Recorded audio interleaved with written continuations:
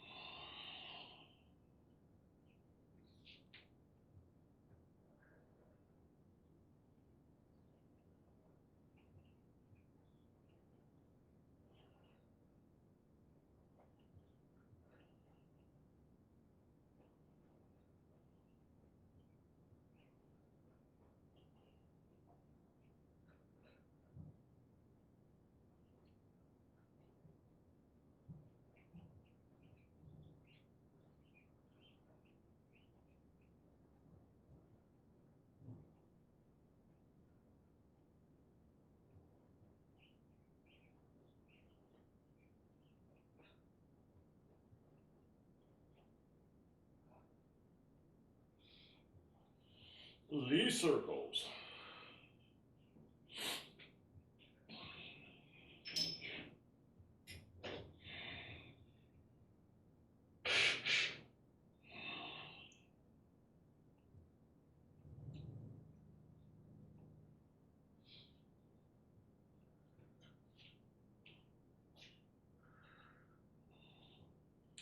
And reverse.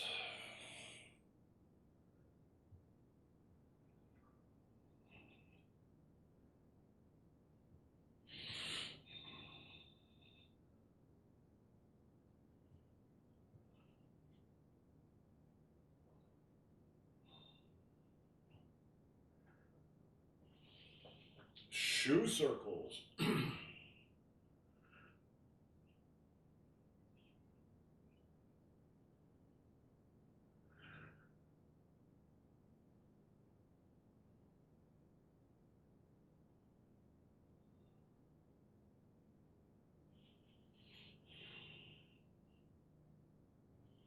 And reverse.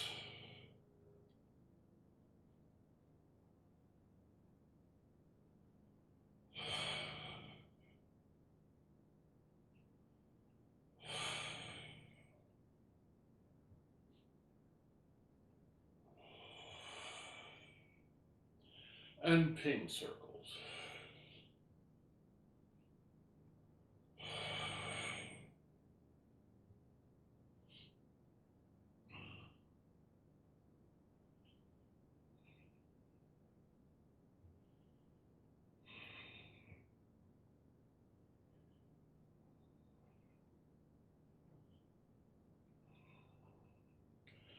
And reverse.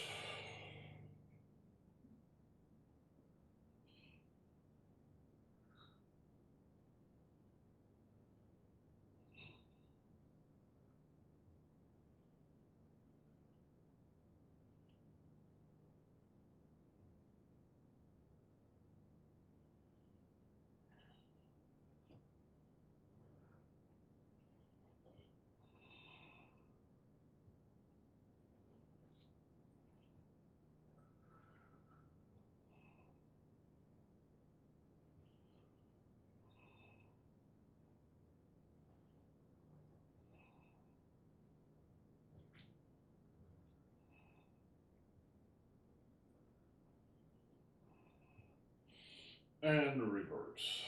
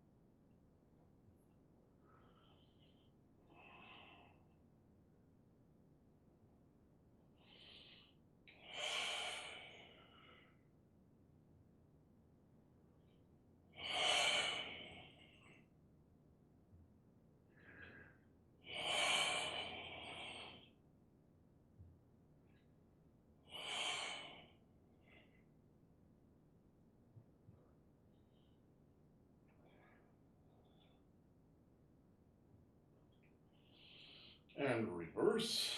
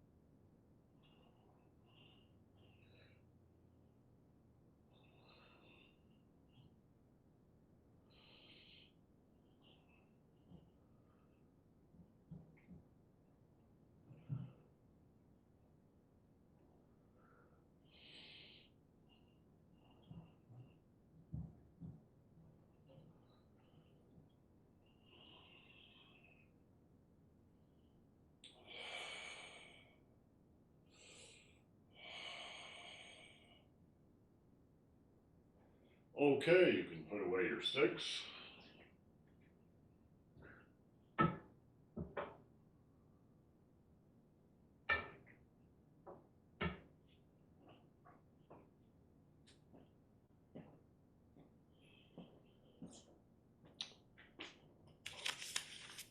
Okay, so we are working on the HUNYUAN Qigong series, and we're doing this in a couple of classes. So they're all sort of mixed up in my mind. Kevin, you're going to have to help me remember where we ended in this class. Where did we end last week?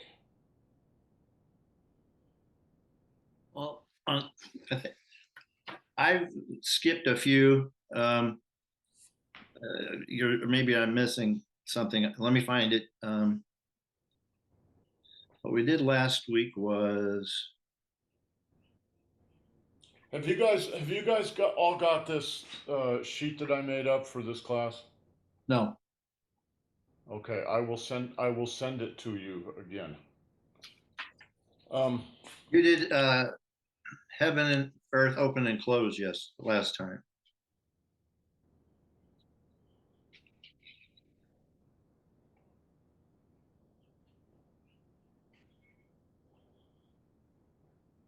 So it's number 10 in the book. yeah, well, we're not going by the book, though. So heaven and earth open and close. Really? Oh, maybe the three dantians. Yeah, I think maybe the three dantians open and close. Yeah. Oh, okay. Yeah. Was it Kevin? Was it this one? Yeah, it's number 4. Three dantian open and close. Yep. Open and close. All right, so that's where we ended. Yeah. Okay, I'm kind of remembering now. Okay, so we can do a really quick review on that, and then we're going to repeat what we just did in the other class on Thursday, I think. Single and double leg ascending and descending, and belt meridian grinding. We'll see how far we get. Okay, so let's quickly review three dantians opening and closing. Three dantians are the sixth chakra, the third eye, the third chakra, the dantian proper, and the root chakra, the first chakra at the perineum. And what they're really focusing on is the central column, running all the way from the base of the spine to the top of the head. And you're going to focus in these three exercises on those three dantians, but actually you're sort of including everything. And you're also both expanding from and contracting back into the dantian proper, right underneath the navel here. So the first exercise, as I say, is for the sixth chakra here. And you begin the whole series by holding the hands about shoulder width apart and face the two laogong in the center of the palm toward each other until you begin to feel something between the hands. Might be a little heat, might be a little electrical buzz, might just be a light coming on in your mind, right? But you feel a connection between the two. Then you can begin. Open. Alright. Close.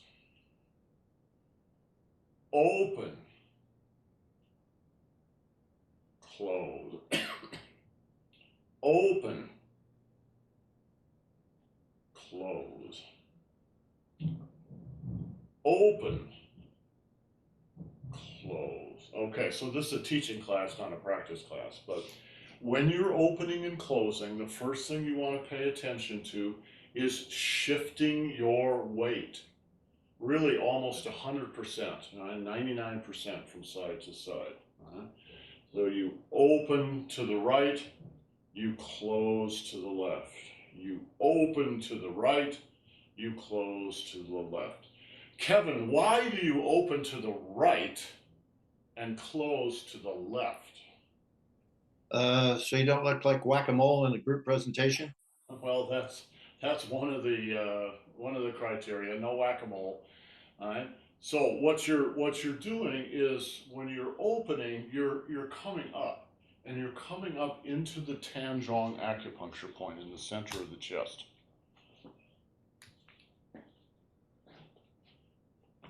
Hold on a minute. I got to get my prop going here.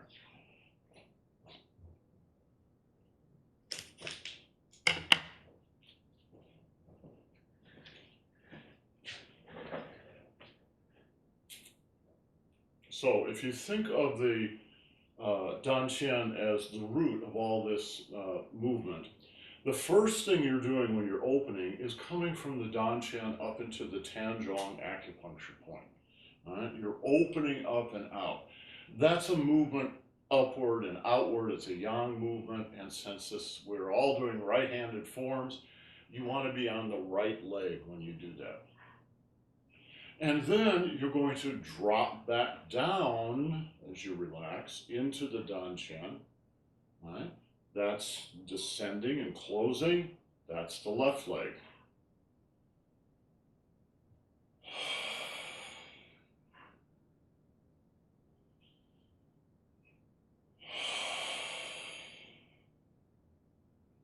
Up on the right, down on the left.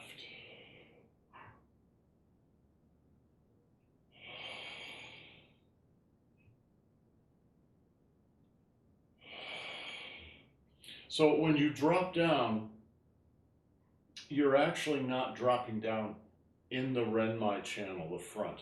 You're dropping down through the body into the Mingmen acupuncture point, which is right behind here on the back instead. So front of the body to back of the body, or you could say from the chest to the lumbar area. Right? Open the chest. Sink into the lower back. Chest. Lower back. Chest. Lower back. Chest. Lower back. Here's a little mental trick that I haven't mentioned before. Hold on, I gotta close the front door here.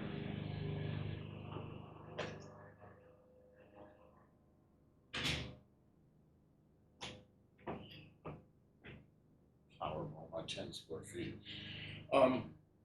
This is good for all the exercises, but it particularly show up in an exercise like this. You all know that the Dantian is actually sitting on an energy channel called the Daimai. So let me put on my Daimai.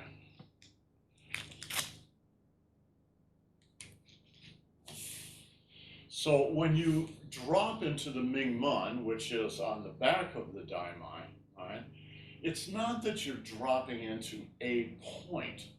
It's that you're dropping into this whole rim around here. So yes, this is the lower back is going to go outward, backward. The tummy is going to relax, and you're actually going to fill the sides too. So that whole ring fills. Now, when you come up here, the same thing is happening up in the chest. There is not quite such a defined energy energy channel there, but close enough.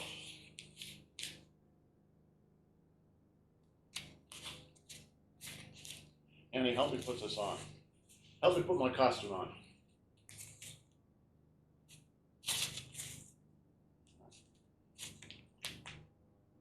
I'm trying out for Tron later today.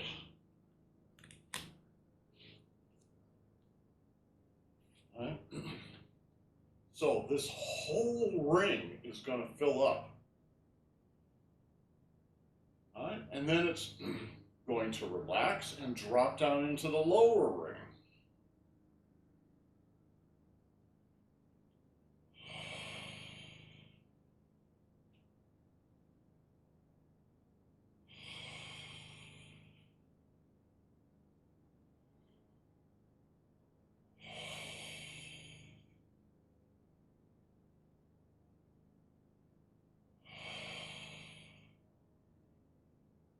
Okay, one more thing.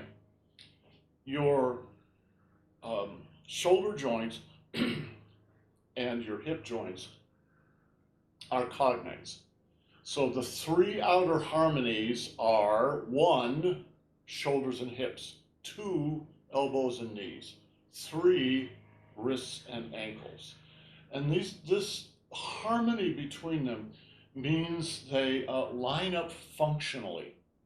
So for instance, if you do a move in Tai Chi like this, you can really see it in Tai Chi, because if they're not lined up well, they won't function.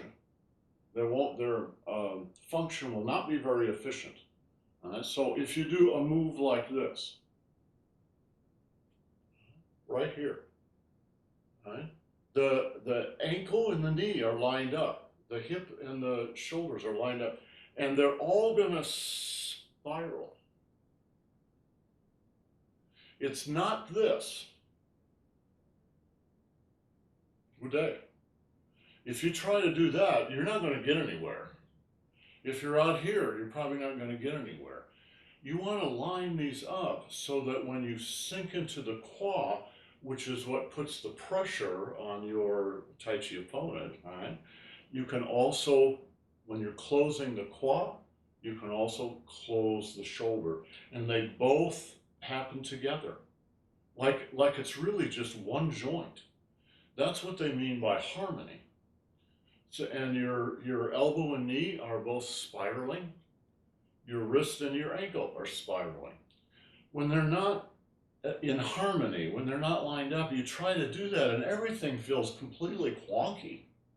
Right? Same over here, right? You can try it, but it just won't work well. So I'll tell you what, everybody try this. Get yourself in a horse stance. All right? We're going to do it wrong first. Let's just do it in the center. All right? You're misaligned. This one is going out this way, and the upper body is going this way. So the upper and lower body are not lined up. They're not in harmony. Oh. Go over on the other side, too far out this way. You really lean, right? You try to do something. It's like there's no strength there. All right, now just think about the right side of your body, right? Let yourself sink into your qua a little bit. And just very relaxed, right? Lift your arm right up above your leg. And now fold your hip joint and your shoulder at the same time. Oh, it's effortless. Right? And now, because it's effortless, because they're aligned, you can put your weight down on something, and you can actually use your muscles.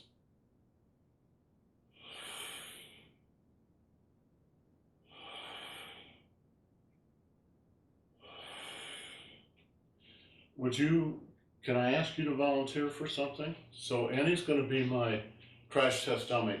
And I'm not really going to do this. I'm going to do it very, very, very gently. I'm going to do it on this arm. This is just to demonstrate. So suppose I try to do this and I misalign. Just feel what that feels like. There's no structure. There ain't nothing there. Yeah. All right. Suppose I'm clear. Now stay there. Keep your body there, and just stretch from your waist out. I'm trying to do it here. All right? Kind of the same thing. Now I'm just going to relax with my arm and my leg lined up. Right? Now when I do it, what does it feel like? And it feels like a mountain. Yeah, it's you can feel Solid. it. It feels Absolutely, solid. you can feel it. Yeah. It feels solid. And that's what, when you're doing Tai Chi or Qigong, that's what you want to be practicing. Not in order to become a martial artist, but just to develop your own body, your own abilities. If you are packing something, right? Some groceries or some package, right? Right? And suppose you try to lift it wrong. So I'm going to lift it out here. I'm going to end up pulling my shoulder out or something out. So instead, you just be patient with yourself, line everything up, and then lift it. It's effortless, relatively speaking. And you're not endangering your joints. That's bird food, by the way. Okay. So let me mark my joints. And you can help me with this. Put that on my shoulder like this on that side. I don't know, these may be shot. Get that one too. This is old tape, so this all may come off. Kevin, I'm truly becoming Tron. Trying to think of how to get a suit made for you so you don't, that lights up based on, bioelectric. Yeah, I want all the little white balls that they use for. Right. Okay, so oh, these are going the wrong way. These have to go this way.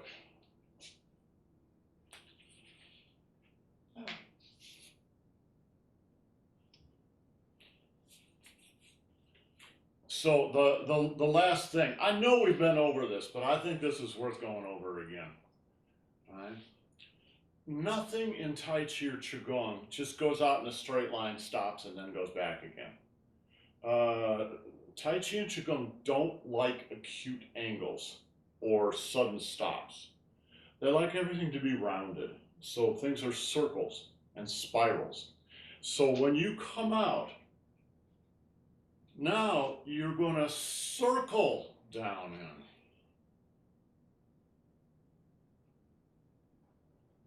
Circle. Circle.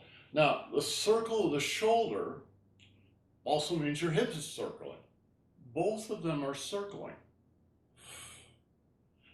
Elbow circling, wrist is circling, knees circling. My elbows and my knees are circling. My wrists and my ankles are circling.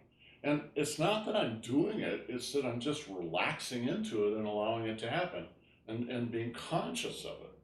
So you're practicing for this to become a habit.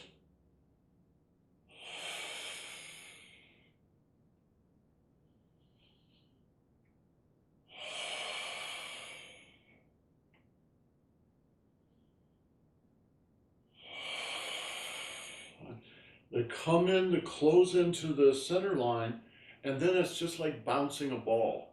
Only instead of bouncing it off the floor, you're bouncing it off the center. Bounce.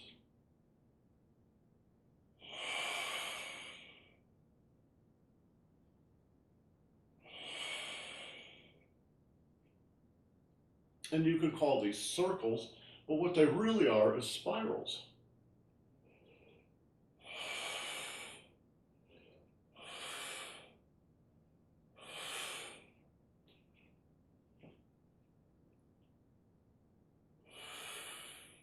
It's exactly the same spiral.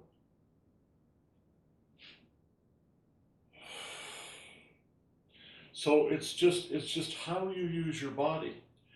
And it's not some weird ideology. It just comes from watching people who are really, really good at this stuff and going, well, what did the guy actually do? you know, when someone is a good baseball hitter or someone is a good golf, has a great golf swing or something, usually they don't know what they're doing. They're just natural athletes. It's the coaches watching them that figure out what they're doing. And the reason the coaches want to figure out is they're trying to transfer some of that excellence to the rest of the team.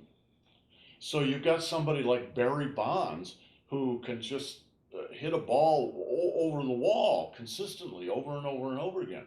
All right, what is he doing? Well, you watch him, he's spiraling. All right?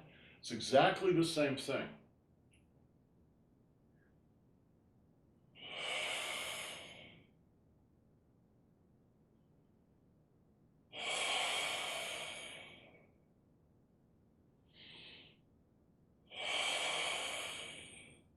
And the last thing I want to mention is the breathing technique. So Master Fung, of course, would just say, just breathe naturally, but in fact, there is a very simple technique to this. Breathe in, breathe out.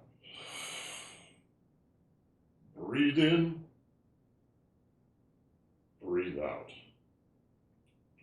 Breathe in, breathe out. All right, Kevin, when I'm breathing in, what is my abdomen doing? It's going in. Yeah, it's a very slight contraction. When you breathe in, of course, your thoracic diaphragm is going to go down a little bit.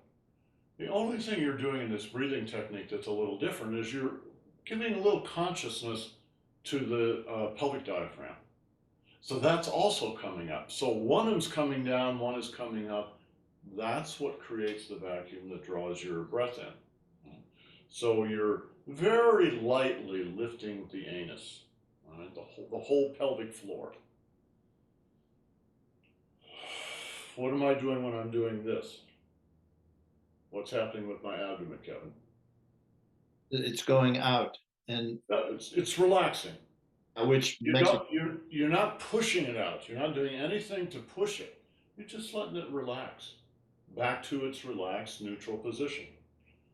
Contraction, relaxation. Contraction, relaxation.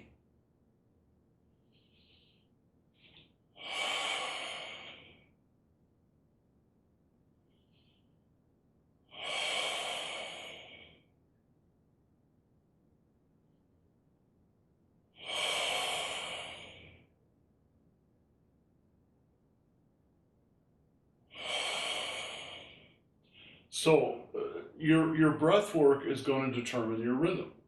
Your breathing should be comfortable, and that's going to determine how you open and close. When you're in a class situation, whoever your leader is going to determine the rhythm. If they're a little too fast for you, don't feel like you need to follow their speed.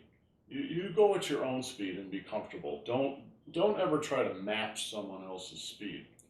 Same with if they're a little too slow. You go at your own speed. So they're sort of calling when the exercise begins and when it ends. But as far as the rhythm goes, you have to follow your own internal rhythm. Otherwise, you may get a little lightheaded. All right?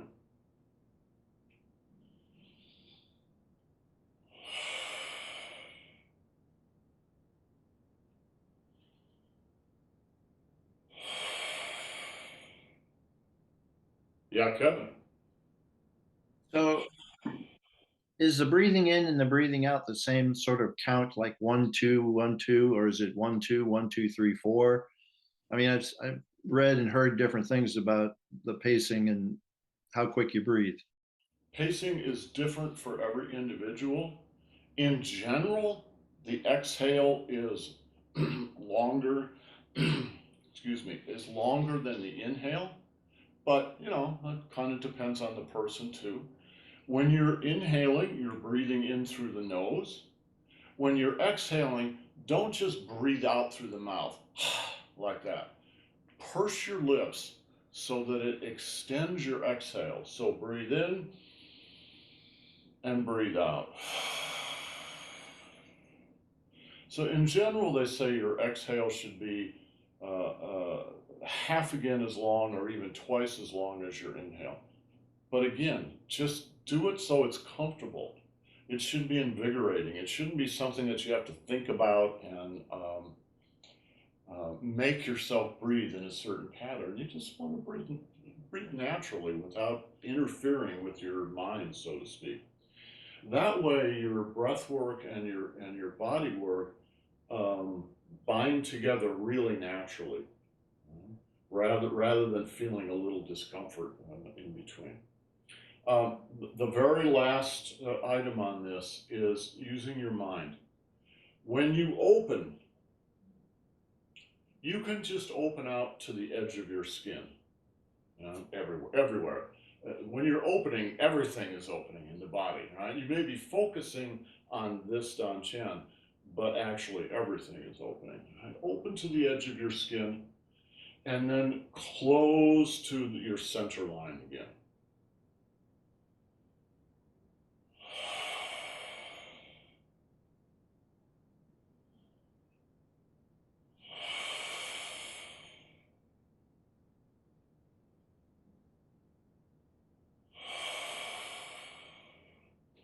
When you get comfortable with that, maybe you do that 9 times. And then the next 9, when you open up to the edge of the universe. They say, when you're fully open, there is literally nothing outside you. You have filled all of existence.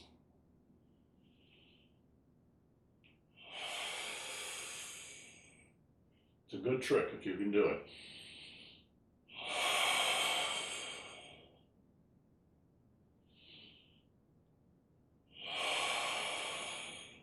When you close to a singularity, right? Into that line or that point, right?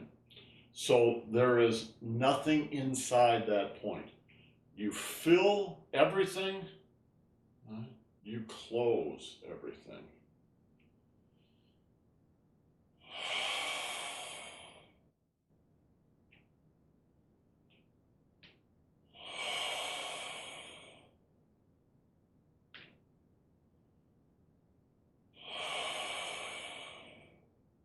Right? And when you're going to go down to the middle Dantian, just relax and go down to the middle Dantian. When you open, you don't just open here. You open all the way up again so that it's opening your chest. And then you relax and drop down to the middle Dantian.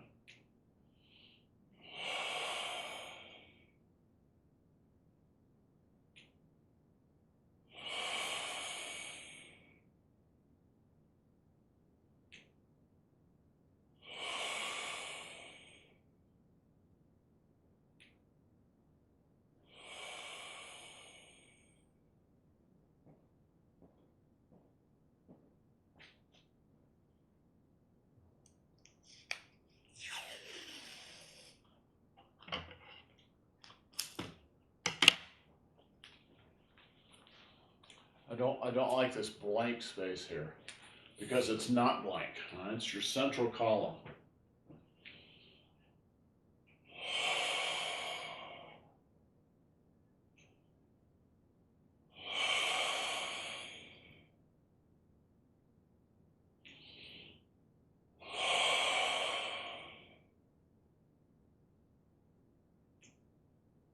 And all the way down to the lower Dantian, and then again back up to open the chest and relax.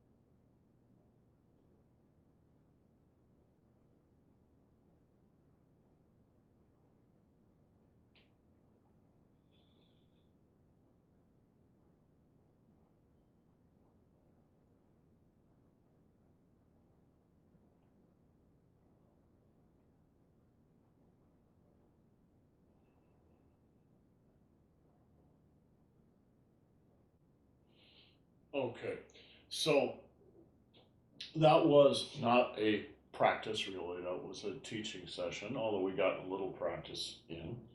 Um, if you were practicing with Master Zhang or Master Feng, you might just do this exercise and you might do it for half an hour without any of the talk.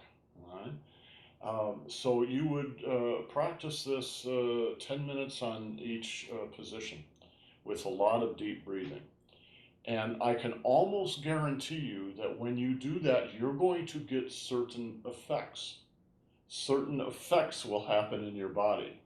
Catherine, for instance, last week mentioned to me that she was getting a certain effect because we actually did a little more practice last week.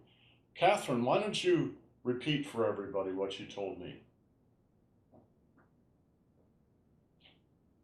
Sure, I was high, like when I smoke weed. Not dizzy at all, just really high. It was nice. Yeah, it's high is exactly the right word for it. It's not that you feel stoned. No, That's no, not at all. that's not it. It's it's high. There's a difference. Heightened awareness. Heightened awareness of being in your body. Sometimes you may get a feeling like this spontaneously when you're out in nature, taking a good hike, particularly if you're up in the mountains. Um, or you're up in Canada where you're getting that fresh Arctic kind of air. But it's something like it. It's very, very noticeable. It's very strong. Catherine, you said your effect lasted after the session was Uh, over. yeah, like half an hour. And Half an then hour. and then it just dissipated like really slowly, but it was nice. I Yeah. slept very well that night. Good. That's Because for me exactly what. it's nighttime when I do the classes. I mean, it's not Yes. morning for me. Yeah. It's almost the end of Exactly. my day. Exactly. So, uh, what's happening? It's probably several things happening, but one of the things that's happening is through this exercise. When you do the breathing exercise, you are really oxygenating your body, your whole body, everything. When you stretch your chi out to fill the universe and then you bring it in again, that's also a form of breathing, energetic breathing. And you're just cleaning everything, cleaning all the energy pathways. Boom. So it becomes very noticeable. I can remember once leading a class in Golden Gate Park, and it was a beautiful spring day. The grass was really green, the sun was beautiful and warm, but not hot. And we were doing this. We did about 20 minutes, and I had to stop because it was so intense that it was like my whole body started vibrating. And it's like, okay, you're done. That's over. That's all you can do for today. Is you everything is everything is vibrating and jingling, and good. That's enough. My hands are buzzing. Annie's hands are buzzing. Mine are. Especially my little finger. Well, and mine are buzzing a little bit too. So these kind of effects that you might get are interesting, um, but don't feel like you always have to have that effect. Or don't feel like you need to chase that effect. Or if you hear somebody say, oh, my Danshan is buzzing. Right? Oh, well, I'm going to make my Danshan buzz. Not a good idea. Don't push your chi. Don't push your chi. Just relax, do the exercise, and whatever happens, happens. Um, one of my heroes is Shinryo Suzuki, who was the Zen master at Zen Center there in San Francisco. And he would said several times, maybe always said, there is no point or purpose to sitting in meditation. You are not sitting in meditation to become enlightened. When you're sitting in meditation, you are already enlightened. You are not trying to get from here to there. If you do that, you won't get anywhere. All right? So you sit to sit, period. That's a difficult thing for Americans to understand because we are so oriented toward achievement, etc. But this is very much the same thing. When you do Qigong, you do Qigong to do Qigong. You don't do it so that your hands tingle or your dantian feels like a heartbeat or you feel all high.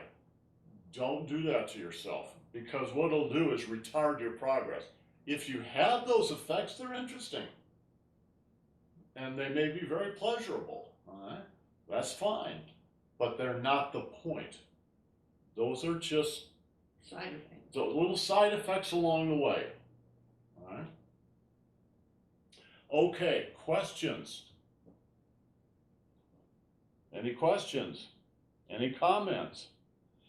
All right. I have a look at- comment. I have a comment. On one of the Shaolin masters, the second one that we all liked, Right. he made a comment about breathing that a technique I sometimes do. He said, breathe quietly so that you can't hear it.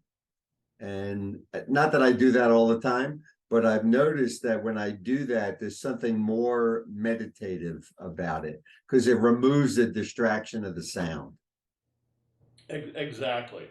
So be comfortable. You should breathe deeply, but be comfortable in the timing and the depth, and breathe quietly. Now, I've gotten into the habit of breathing very loudly because I'm trying to get you guys to actually hear that to help with the timing. Not that you have to breathe to my timing because I'm me and Annie's her, and you guys are you. But nevertheless, to give you a clue onto that. But I guess breathing loudly has now become my way of doing it. So I'm an old grampus, right? All right, any other questions or comments? All right, tomorrow we will do what I thought we were going to do today, which is we're going to go on with this, and we'll do single and double leg, ascending and descending, and the grindstone too, and spend the hour talking about those, right? Okay, guys, if you're going to stay for beginning Tai Chi, give me 10 minutes. Otherwise, we'll see you next time. Ciao.